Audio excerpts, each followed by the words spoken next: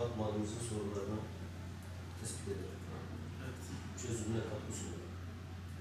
Dolayısıyla her bir alanın sorunlarını gücümüzün yettiği kadar, duyurabildiğimiz kadar, ilişkilerde bulunduğumuz kadarıyla bir de katkı sunmak istiyoruz.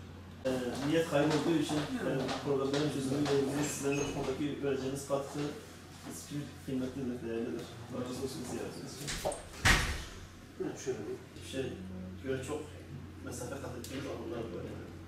2000'lerle şimdileri karşılaştığımızda çok farklı bir niye var. halk bizi bu anlamda önüne veriyorsa, öne sunuyorsa, biz de bu halkın umutlarını, beklentilerini boşa çıkardık. Hakikaten bu halka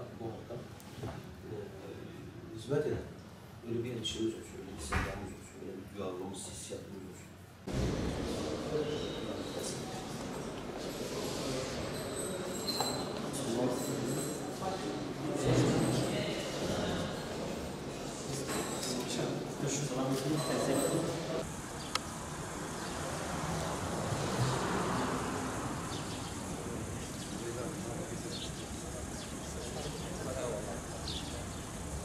Batman'ın sorunlarının tespit ve çözümüne katkı sunma programı çerçevesinde Batman Sağlık İl Müdürümüz Hakan Pamukçu Bey'i ziyaret ettik.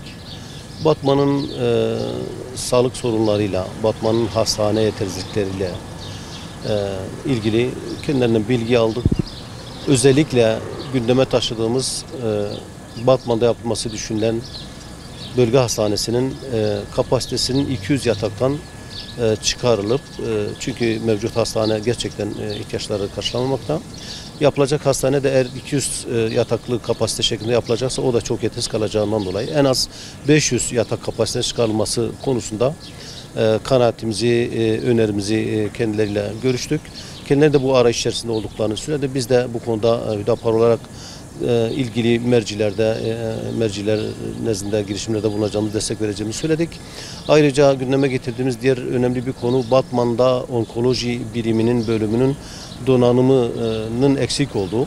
Belki ismen olsa da fakat dediğim gibi donanım açısından eksik olduğu için Batman'da bir sürü kanser hastası bu imkansızlıklar içerisinde Diyarbakır'a gidip tedavi görmek zorunda kalıyor gerçeğini dile getirdik.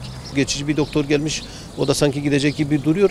Bir doktor da yetmiyor. Yani şimdi onkoloji hastanesi, onkoloji birim başlı başına birkaç birimde müteşekkir. Bu kanser hastalarının tedavisine ihtiyaç verebilmek için. Dolayısıyla bu anlamda büyük bir mağduriyet yaşanıyor, büyük bir sıkıntı söz konusu. Dolayısıyla özellikle bu iki konuyu Sayın Müdürümüzle gündemimize aldık. Bu konuda elimizden gelen katkı Hüdapar olarak, il teşkilatı olarak genel merkezimize iletmek üzere de kendilerini ifade ettim dedim. Elimizden gelen desteği de inşallah size sunacağız. Ve Batman'ımızın sorunları ile ilgili bu gibi ziyaretlerimiz devam edecek.